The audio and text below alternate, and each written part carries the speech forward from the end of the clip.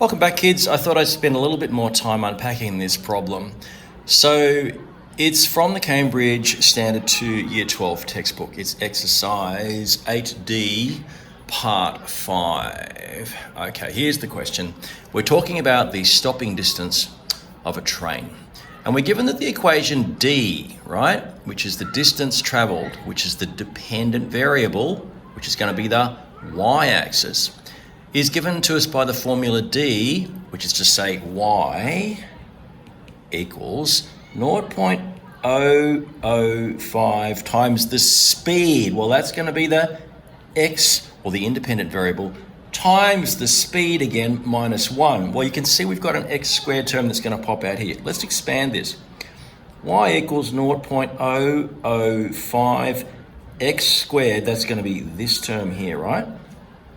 And then if I get that term and this, I'm going to get minus 0.005x because I'm just multiplying it by 1, right? Well, let's just rearrange that now. Have I got everything in there? Yes, I have all my terms. Well, actually what they want to know is what's the maximum speed the train can be going at if the stopping distance is no more than 30 meters? Well, that means y is 30. Right, so we just say 30 equals 0.005 x squared minus 0.005x. And again, when we say x, we mean speed.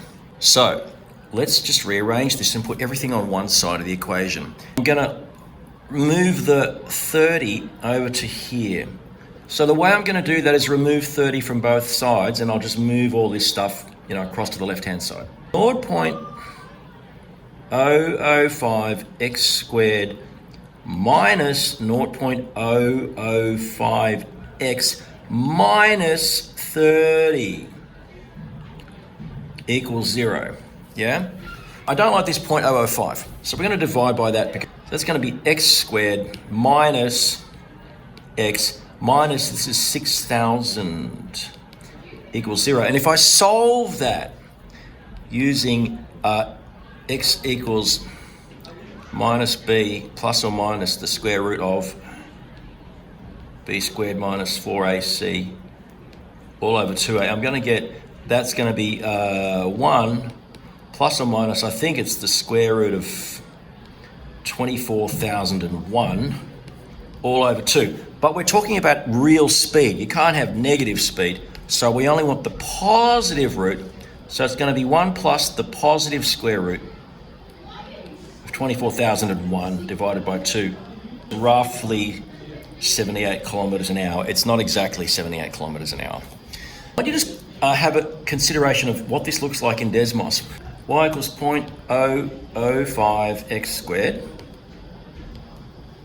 minus 0.005 x minus 30. Okay, here's our expression.